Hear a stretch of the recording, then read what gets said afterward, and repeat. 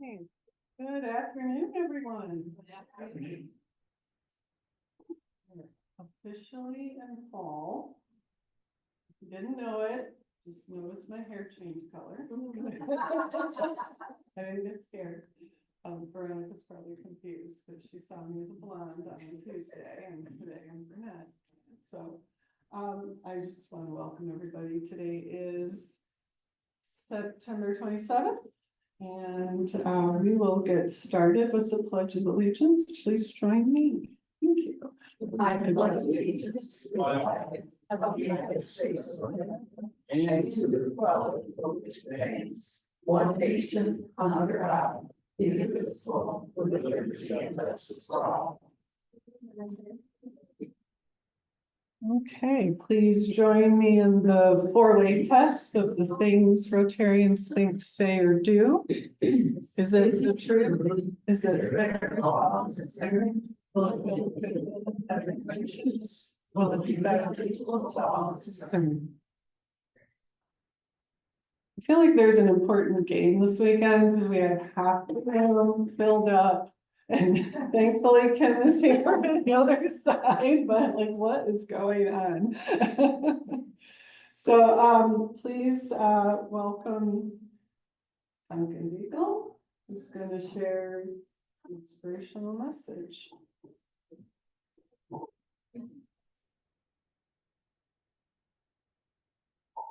Thank you, Madam President. Good afternoon, everybody.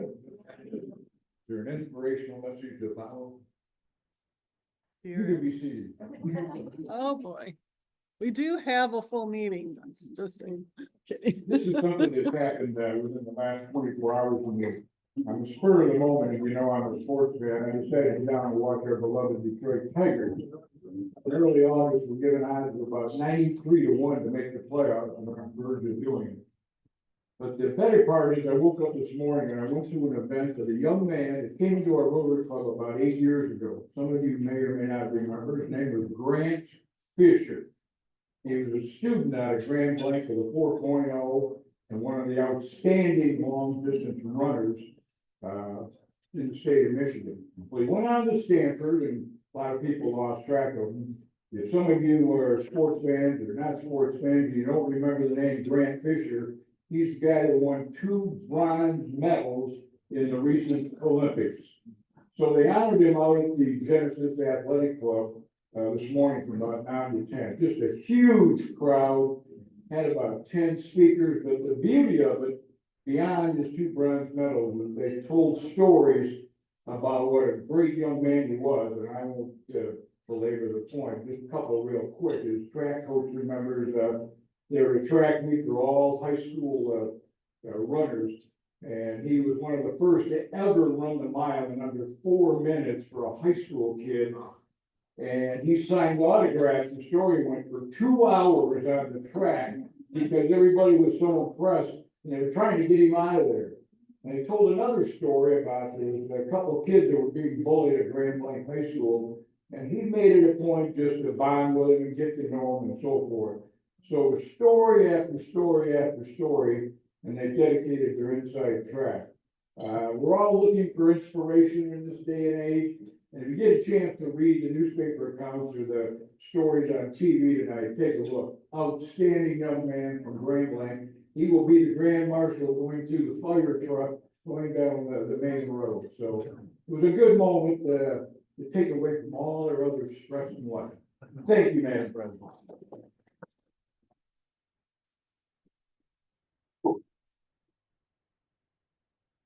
Thank you so much. It's great to see the talent in this community and to see it internationally. is something to be, so proud of, and especially with the work that Rotary does. The ripple effect is incredible. So, we're gonna just enjoy lunch for a little bit longer before, we get on to business and to our, speaker today. So please enjoy, and we'll return shortly.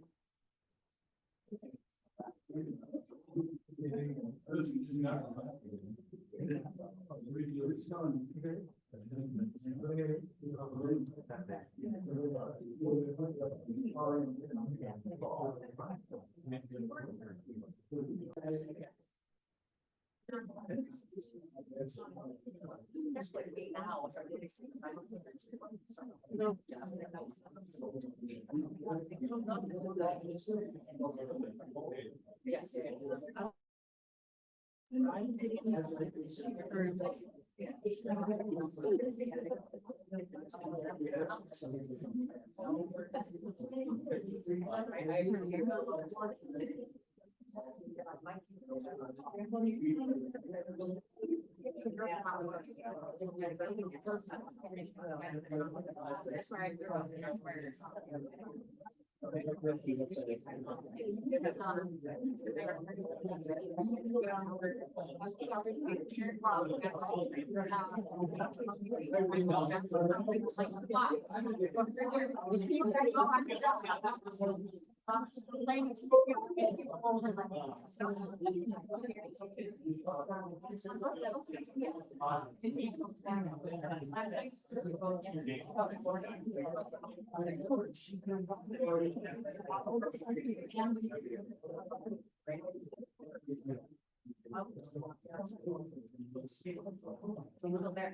Okay, let's get this show on the road. Don't have any guests today on Zoom. I'm a little surprised. But we are still recording, so anyone who doesn't come to a meeting, in case anyone didn't know, you can actually watch the meeting on YouTube. I can't guarantee we're completely up to date with having them posted with the transition. That's our word this year, with the transition, with Amy. We're still working out some of those things, of who's doing what and when. So bear with us, but we will make sure that that gets accomplished.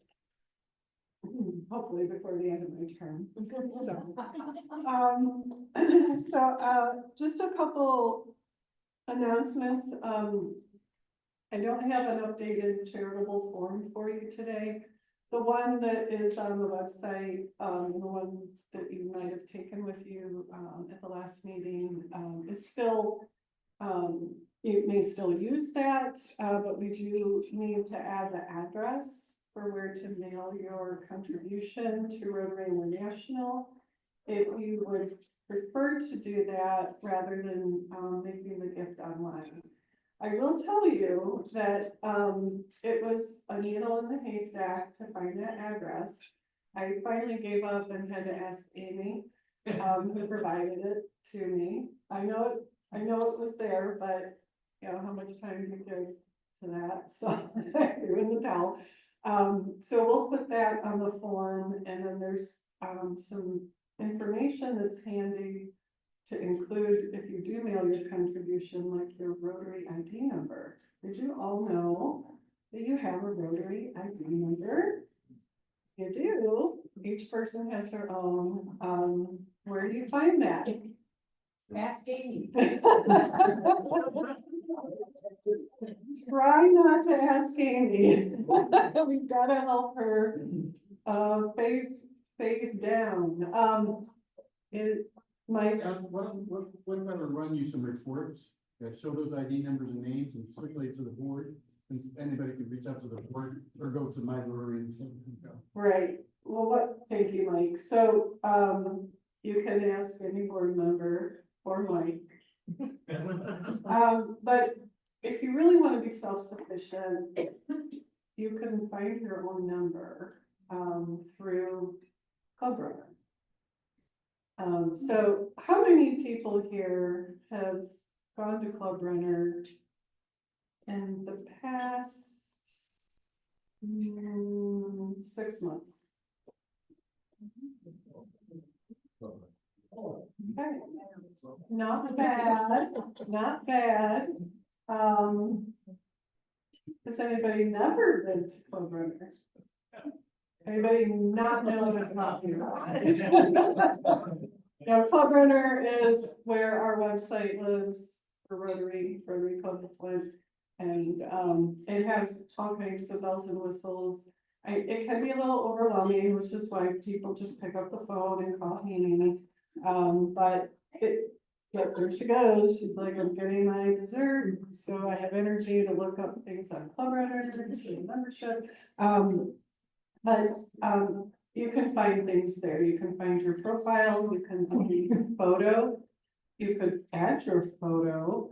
When I'm a little bored, which doesn't happen very often, but I don't know, sometimes I get squirrel, fever, and I will go and see who doesn't have a picture on our membership. It's our membership internal webpage, so I want to just make that clear. You're not going to be out on the web. Okay, so this is for our use, but if you put your photo, then other members can put a face with the name if you don't often connect with some of our meetings. So it's pretty handy, especially when we have new members join. So if you want me to pick a photo of you, I can do that. Just be prepared. So, but I really, seriously, I encourage everyone to go look at your profile, update it, make sure we're using the right email, that your preferred phone number is marked, that there's a photo, because we are friendly, wonderful networking people and photos are important. And you can find your number there. So, but we're going to provide the information that you should include with the check. If you want to mail it, that goes to Rotary International, because as you can imagine, they get a lot of gifts and they get a lot of mail, and you want to make sure that your contribution is going to your designation, what you want it to be used for. So more to come on that. Also, 2 things that have come out of Area 7. There is still discussion happening about a joint project for the bed making program called Sleep in Heavenly Peace. I mentioned that I think in July, the Area 7 clubs are thinking about doing a joint project. If you recall, the number is around 600 youth in our county that do not have a bed to sleep in. And so this project builds the beds, provides the bedding, sets it up in the homes of those families, and then everyone in the household has a bed. So we're looking at doing that. It seemed like everybody was pretty interested in it when we brought that up, and so we're going to keep working on that. They'll pick a date probably in they were talking about February. It'll be after the first of the year. It's going to be it'll be a big project. Like have to be held somewhere like arena, beds. Think about that. They're twins, but so keep that in mind. More to come. You had a question, Ken? Yeah, another group I'm involved with installed 15 beds yesterday for Sleep in Heavenly Peace. Oh, great. 15 more kids as of yesterday. They just had that Excellent. there. They built 41 beds last weekend. So they're trying to get them out in the community, but it's a pretty cool project. Nice. Is that the other group that I've come to? Very different one. Different one. But okay. You're in all the groups, all the good groups, Dan. Well, you can drop one of the other ones. But not really. So, the other thing that has come up, And this was, from the Grand Blanc Rotary Club, their e-board. So. Things are going tech. They are suggesting, an Area 7 holiday gathering. And they did not, there's not a date selected, but they're basically just polling all the clubs to see if there's interest. And it would be out at Crossroads Village. We would have to kick in a little bit of money, for catering and whatever expenses there would be, but that would be a nice way to join together again. We did that with the Rotary Mile. And, it's a great way to network with the other Rotary clubs in our area. So, if we wanted to do that, we just have to, let them know if we do have some interest, if, that gets organized. So why don't we do a show of hands, how many might be interested in getting together with Area 7 for something, probably December, I'm guessing. Okay, we got enough interest. Okay, so more details to come on that as well. And don't forget about the, conference in May. I did actually register, May 2nd, 3rd, and 4th, will be our conference in Stratford. District Governor Catherine joined us last month and she talked a bit about it. Stratford is kind of a small, but I don't know if I'd call it small, but she had stressed that, the hotels and places to stay can book up pretty fast, and it's a lovely place. And if you have any interest in going to the district conference, you might want to sign up sooner than later and also secure your accommodations. So I know Mike and I will be going.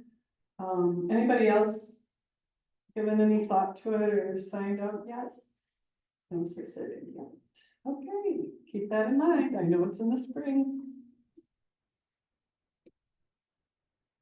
Let's see, health and welfare. Does anybody have any health and welfare? Oh, any Rotarians or family or? All right.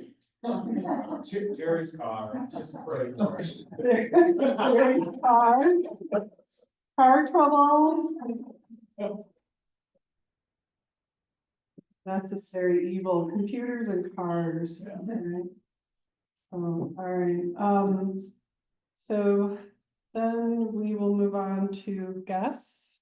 Thank you to Kim Aldridge, who is a guest of Mike's, and she also came to White Horse for our 5th Friday last month, which I think I heard was like one of the best 5th Friday lunches that we've had in a long time. I'm sure that's because Kim was there.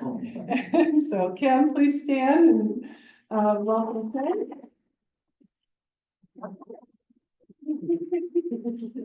Kim is retired from Kalamazoo College. Go Hornets, all right. And speaking of, Kathy Lancaster's guest of Reg, daughter of Reg, and she works for the Library of Michigan. She's a youth services coordinator. Kathy, also a friend of mine and former book club member. I meant to say wine club, I mean book club. Book clubs. And Dory is back with us. I saw Dory. There's Dory. Dory Henderson. And then we have Veronica Alexander, who is new to this community. Veronica is, well, let me put it this way. Chancellor Lawrence Alexander is the new chancellor of U of M Flint, and he is married to Veronica Alexander. And she's an HR director. She's worked in the healthcare industry and moved here from Pine Bluff to come to our fabulous campus and our community. And then also we have David Alexander, who is Veronica and Nancy's son. And David is a Rotarian from Pine Bluff, Arkansas. So fellow Rotarian or excuse me, David's West Pine Bluff Rotary Club. And he also worked for Simmons Bank in Pine Bluff and is maybe looking to transfer to the club. So welcome, David.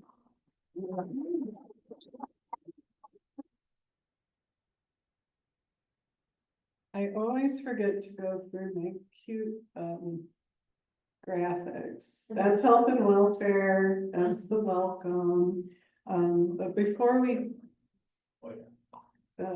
let's see, let's do the raffle. So I think it went to Nick. As your most trusted Rotarian. Bring those there, hand out the money. Okay, I won't anymore. Somebody a little bit more. Come on, Jeremy. Jeremy, so good to see you. All right, Jeremy, pick one. 749966.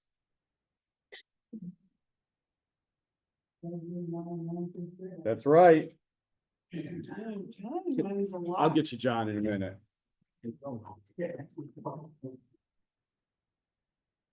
749927 for second.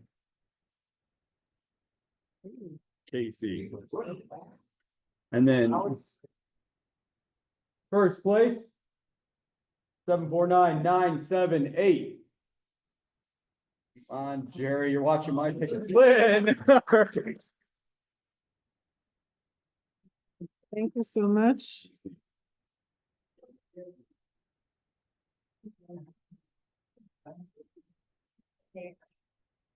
I'll watch it.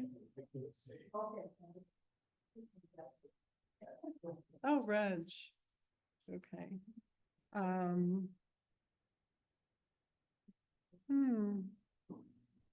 I think we only have only one. Is Jim here? To take my glasses. No, okay, well, I guess I should get back over here. So, last month. There we go, September. Oh, I mean, that should not say October, so sorry. This should say August and September. So August, I missed Bill. Bill was here and we did not sing happy birthday to him. So I want to invite Bill up. Still got a year older. You thought you were gonna get away. I think it's August 7th. Is that your birthday, August 7th? 7th. Yep, okay. So I could remember that, but I couldn't remember to invite him up for his birthday. And then these are the birthdays for September, which is another fabulous tool in Club Runner. You can look up people's birthdays. So, but I don't think we have everybody, but Reg is here. I did say that. So Reg, do you feel like coming up? You and Bill? For your birthday? As good as Tom. All right, we're gonna do a quick happy birthday. I'm not missing anybody else, right? George is not here. Todd's not here. Jim. Greg Diner, David Gaines. Okay, so No, I just gotta hold it. I'm gonna step away from the mic, but please join me in singing happy birthday to Reg and Bill of Rotarians. Happy birthday to you. Happy birthday to you. Happy birthday to you.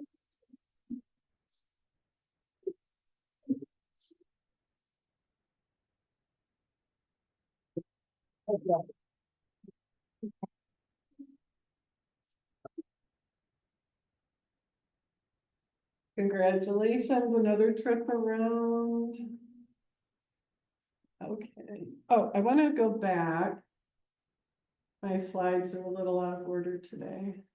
So, did everyone see this?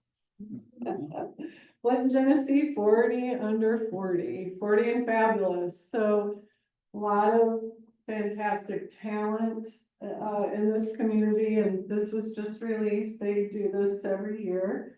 And there are some familiar faces. Let's see. In fact, there's a Rotarian. We should do like, you know, a bingo or something with this nice little. So Dominic, I heard somebody just say it. Where is he? So here he is. Here's Dominic, and of course he's not here today, so maybe we'll do this again next time. Double the fine. Double the fine, that's right. Everybody in this picture has to pay a fine. Our guest speaker is in here. Right there, there's Brandy. I've forgotten his name.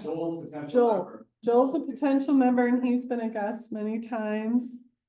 Anybody else? Anyone recognize? We've, Emily's been here as a guest many times and we've been to the Queen's Provisions downtown for social.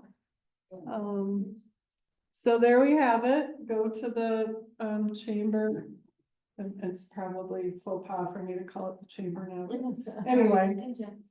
Go to their webpage. You can read about all of these talented people and you don't have to know them to reach out to congratulate them and also to invite them to come to a Rotary meeting. So this is a fantastic group to think about maybe joining Rotary at some point, but at the very least inviting them to come as your guest. All right, fast forward, and I'm going to invite Casey Lester up to introduce our speaker today. Good afternoon, everybody. I'm back. So Brandy, I was first introduced to Brandy when I had so many tickets on my windshield that I could not drive my car anymore. So I called and pled and begged, and she was kind enough to be able to help me get through that without having to mortgage my house the second time. Brandy was introduced to me by my real name later on after I came up with all these aliases of why this is my first time ever getting a ticket, and we should just wait that I didn't understand that. So Brandy and I work together currently. I'm on the board for the Downtown Development Authority, and Brandy is our operations manager right now. So Brandy has been at the DDA for about 9 years. She started off as an office administrator, moved up to being an executive assistant, and then realized the person that she was the executive assistant to was getting screamed at all the time and rotated out and quitting and other people hiring in. And she was like, you know what, that seems like the job that I want to have right now. And so she dove in headfirst and really started to help out and just make things run on a much smoother grind than what we had in the past. So if anybody over the course of the last year has thought to themselves, man, this bricks project has been wild and it has upheavaled my life and it is terrible and I want somebody to yell at. Good news, Brandy had nothing to do with that. So you do not get to yell at Brandy for that. If you are thinking to yourself though, there are so many events going on downtown, it is causing a disruption in my normal everyday travel and my normal everyday life because I come downtown Flint every day. Good news, Brandy again does not do that. You do not get to yell at Brandy about that. What Brandy does is help with beautification. She helps with downtown businesses. She helps with continuing to make downtown Flint an event for people to come to. Brandy continues to help develop and grow downtown Flint and make it safe and beautiful and a fun place for families to move to and enjoy the time that they're here. So without further ado, I'll let Brandy come up and defend herself and be able to.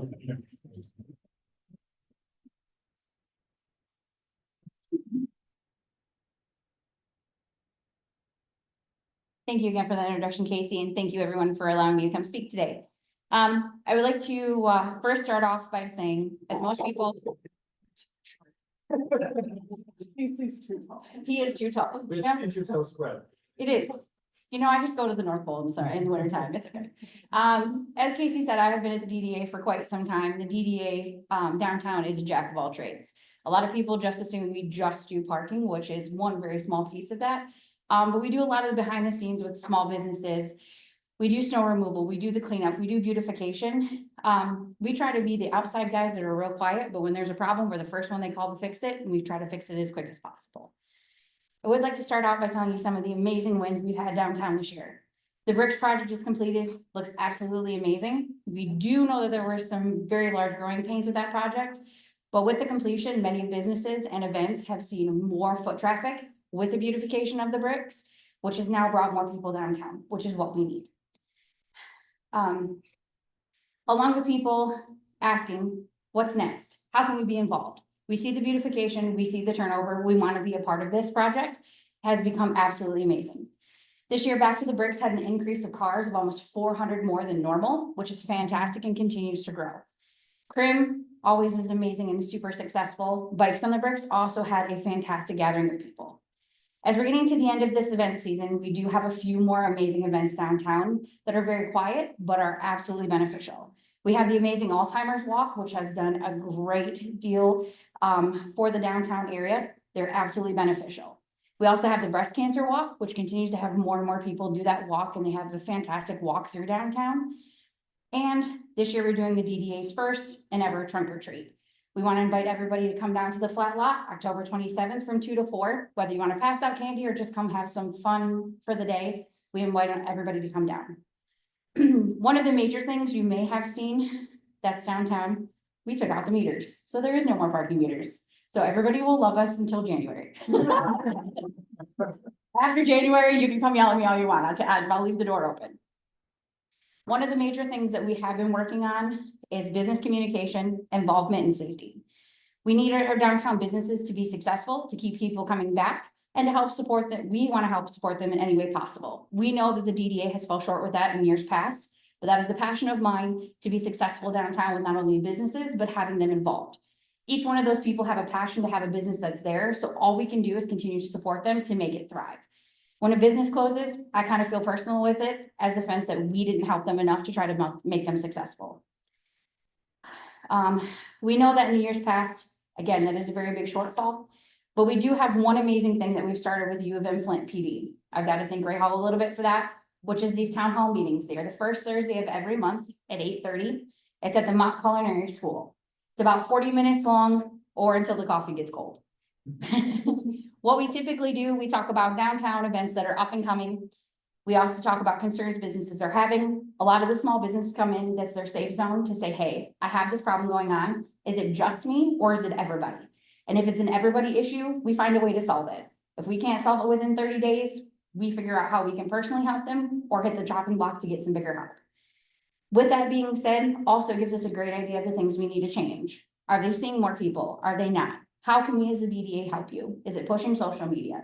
Is it pushing the gentleman who sits in our booth every day? Is it giving him a flyer? Helping you get business to where they need to be? We also want to make sure that the residents feel safe and welcomed.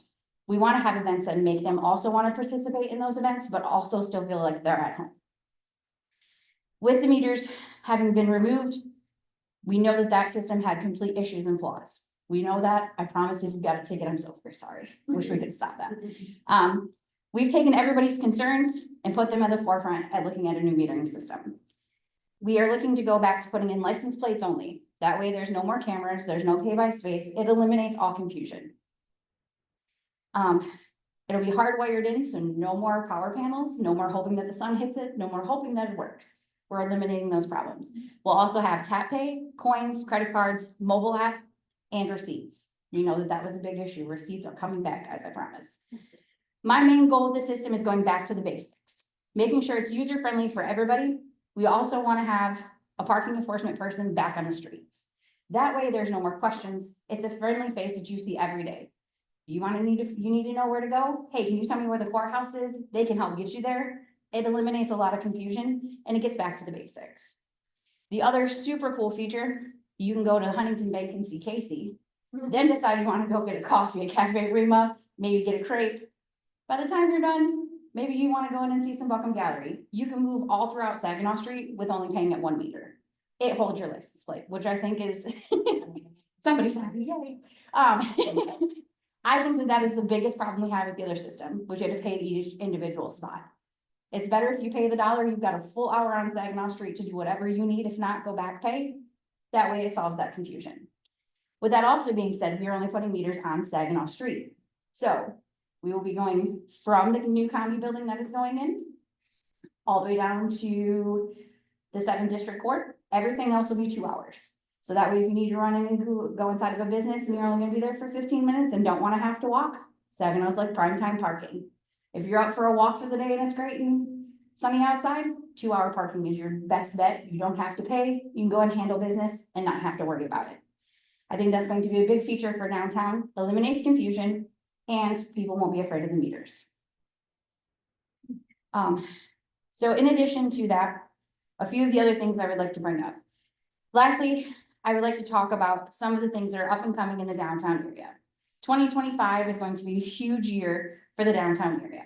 It's where most of our major projects are going to be completed. The YMCA, the MS School of Medicine, the county building, the river restoration project, and so many other amazing things. My main role and goal focus is beautification, keeping the downtown clean, continuing safety, business involvement, growth, and bringing amazing events downtown where everybody wants to come back. Something that I think, I will say personally, we need more family-friendly events that make people not only want to come down here, but know that they're safe to do so. And that is a big problem that we have. Yes, we have enough police. Yes, we have people who walk around. People aren't always safe. My role and goal is to make sure that you want to be here, you understand that you're safe, and at that time you're having fun. That's how we're going to keep people here. So my goal for the next year is to see how many people we can get down here, but not only retain them and open more small businesses. Thank you.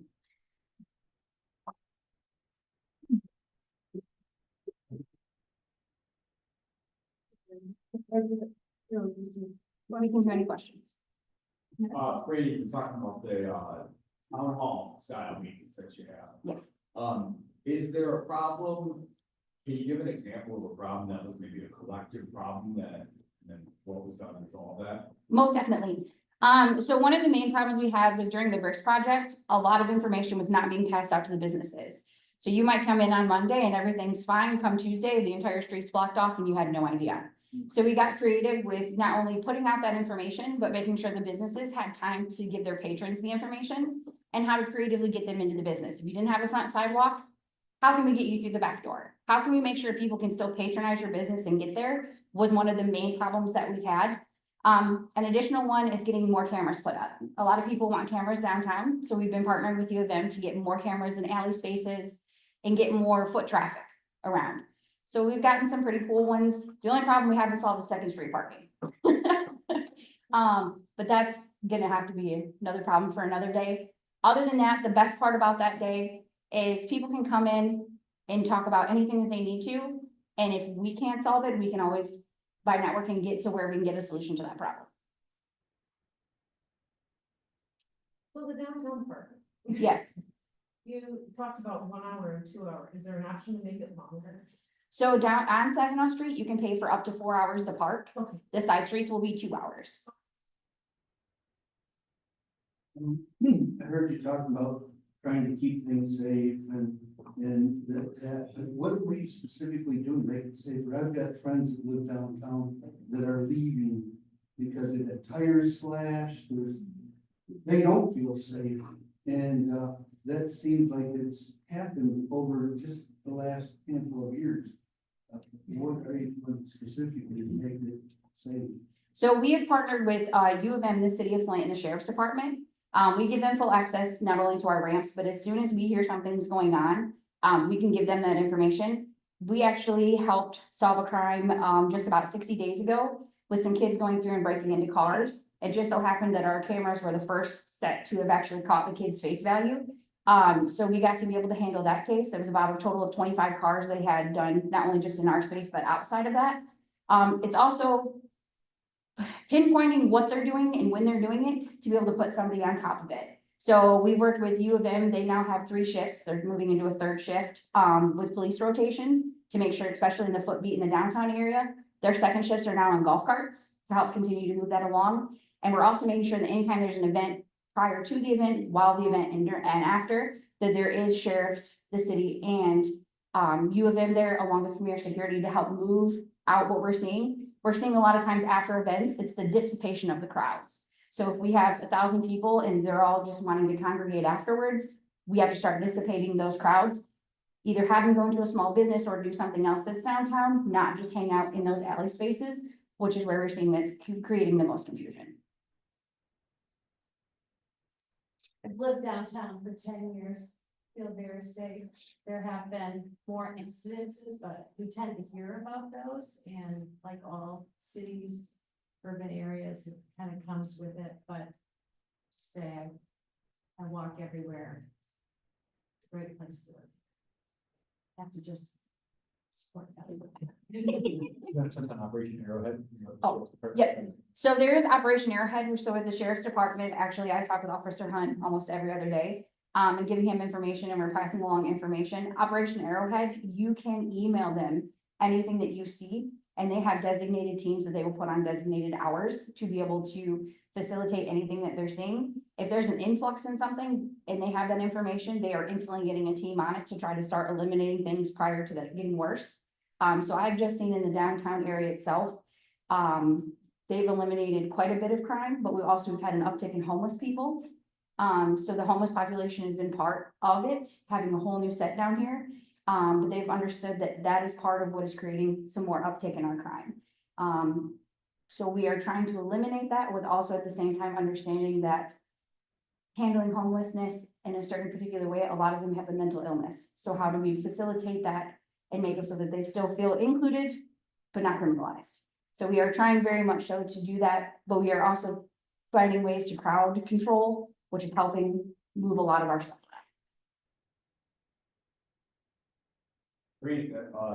2-hour parking, is that gonna be up until 5 o'clock or something like that? Yes. And it's- Yep. Yep, so it'll be 8 to 5 will be 2-hour parking. After that, it'll be free parking. But with the lots and stuff, it'll still be paid parking. What about the flat lot, is that just gonna stay the way that it is right now? So the flat lot stays as paid parking because I've noticed in the last year and a half, it stops people from partying in there. So if they have to pay to park, they're not going to just hang out for wee hours of the night. But also we've got it, so U of M typically has an officer inside of there after 11 to help make sure that we don't have people just sitting in there and partying.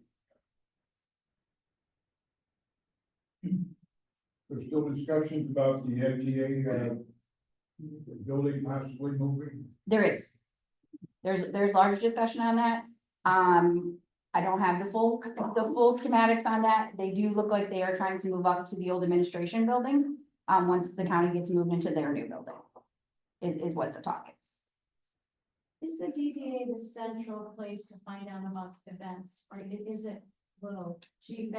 I know. It's a little bit us, a little bit GFAC. Just to stop elimination for confusion, we try to do our just DDA events on our website. But we do have on our social media pages, everybody else's events. So that way people know exactly what's centralized in the flat lot. What are the boundaries of the DDA, like this?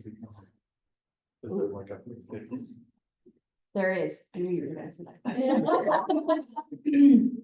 It goes to 475, the other side of Robert T. Longway, up to 69, all the way around Grand Traverse, up until Garland, back up and around. We kind of do, it's a weird little kind of square piece. And I have an amazing maintenance staff. I would not be thriving without them in any which way, shape or form.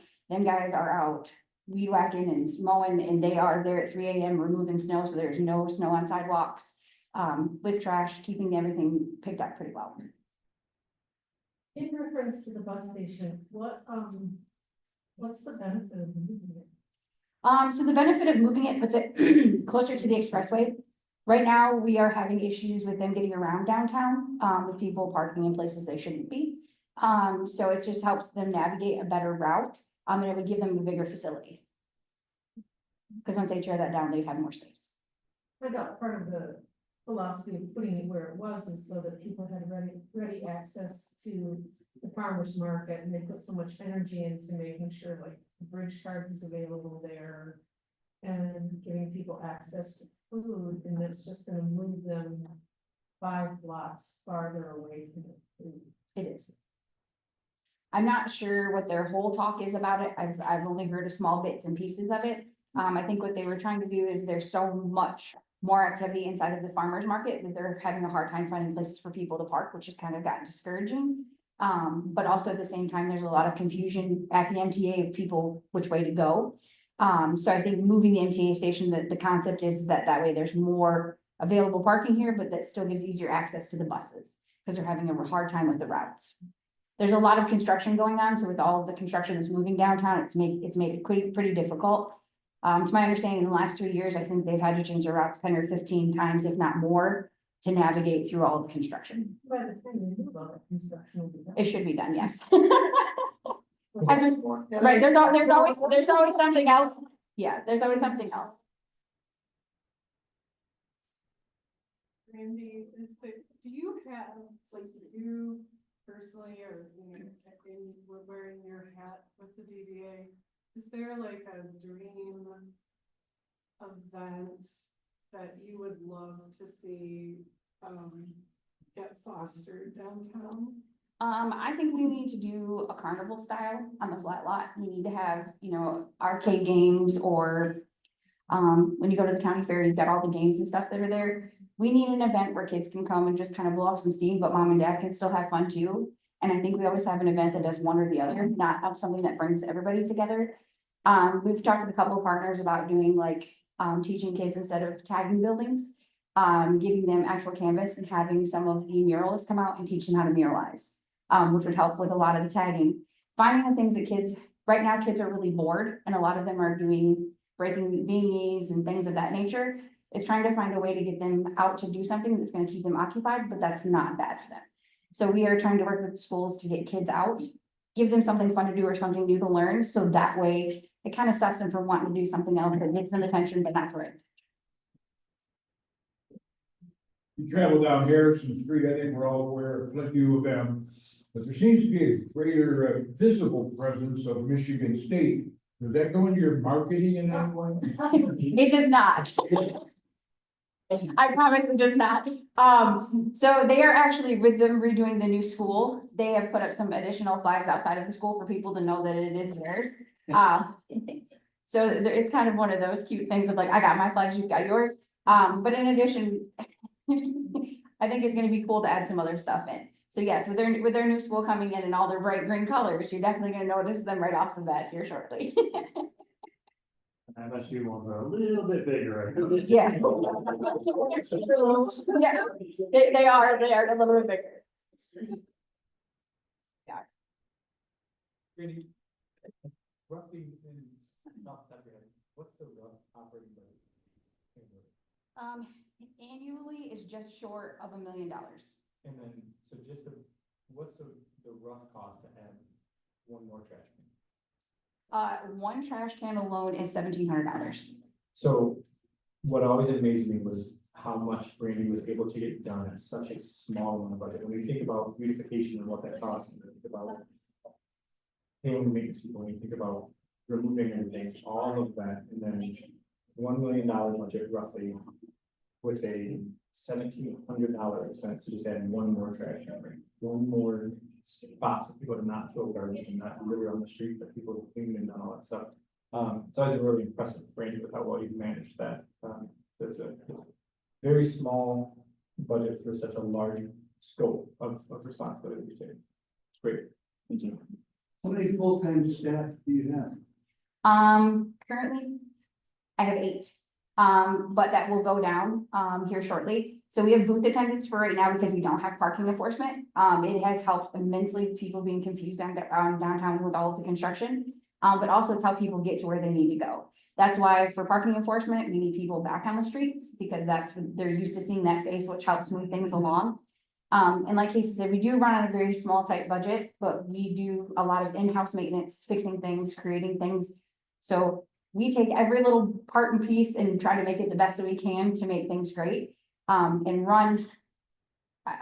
One of our guys actually was playing with the park benches and figured out that if you put clear coat like a car on them, the graffiti wipes right off. So it was like, honestly, it was almost a $40,000 savings to us. That cost us about $300. So again, I have to give my maintenance staff a fantastic thing of coming up with creative ideas. But actually, it was something nobody would have thought about. So now they're doing that to the trash cans. So instead of $1,700 at 34 trash cans, it kind of helps us cut that cost back. Randy, what's your primary funding source? If you didn't mention it already, I missed it. Our primary parking, it is parking. A lot of people do not know, our TIF funds that we receive that most people think we get and get to keep, we do not. We have to give back to the city. it goes to the bond payment. So we run on parking revenue alone. So whether that's monthly parking, parking tickets, or monthly passes, that's all that we get to run on. So let me be clear, I'm downtown all the time. Parking enforcement goes back January. I'm gonna tell you January, but don't hold me to January. Probably closer to spring is our guess. Yep. So, parking enforcement, that's the metered areas, but there are areas downtown where you're just not supposed to park because Correct. it's dangerous. Is anybody monitoring those spaces? Right now, the police are doing that for us because we don't have a way to do so. Okay. So far, there's a ordinance in the city that says that there has to be parking enforcement, which is why we can't do free parking, because it's by ordinance of the city, we have to have parking enforcement. Without having meters, we can, as a DDA, legally enforce any sort of parking outside of handicap parking and illegal parking. We don't have the ticketing authority, so that would have to go to the police. So for example, if I wanted to get food on Second Street and decided to just park my car in the middle of the driving lane, which happens every day, I have no option. But we have no option as a DDA to be able to prevent somebody from doing that unless the city steps in or somebody just happens to be towing people right there and tows a vehicle away. What about the one-way streets and the timing of the traffic lights? I don't have any control over that. That's street maintenance. Yeah, sorry. That is one thing I don't want to tackle. Parking is the whole thing in itself. I've never learned as much about parking as I have the last 2 years. I've read more on parking than I think I have anything else. But streets, that's street maintenance. I apologize. Which is the city. That is fully the city, along with the talking sidewalks. That is not us.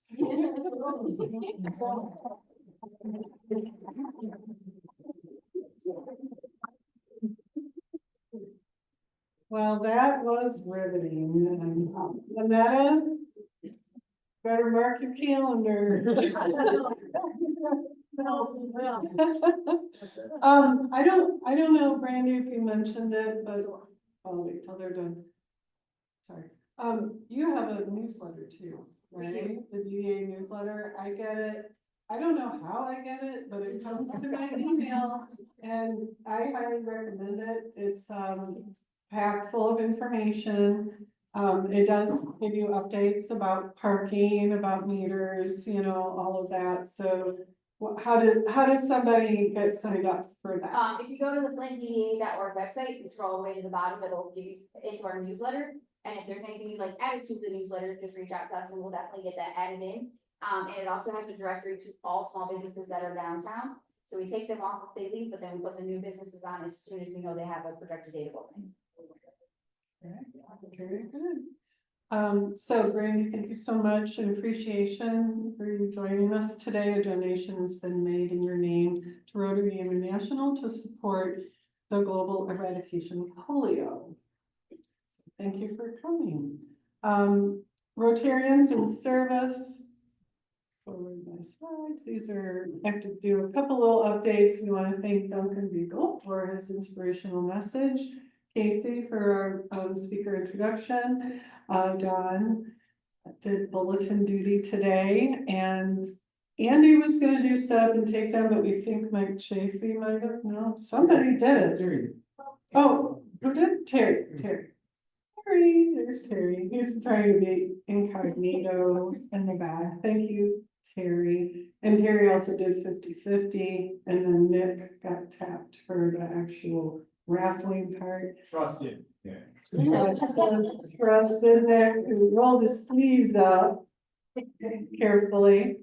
We didn't have a Zoom host today. Registration was Mike Chafee, and our guest register was handled by Kim. So thank you so much for your service. And we will be back in 2 weeks. Let's go back here. So Paul Rozicki is joining us on October 11th. So all things campaign. He will, as usual, just give a nice overview and, you know, talk about maybe some, areas that are hot topics, but he'll give a great overview of the upcoming election. And then October 25th is Michelle Leclerc with the Buckham Gallery. And then on October 17th, we are going to join together at Timothy's Pub, which is on Court Street, no, Davison, no. Where is it? Robert Street. I get to it eventually. And so I think that's, yeah. I know where it is, my car knows how to get there. Did I say that out loud?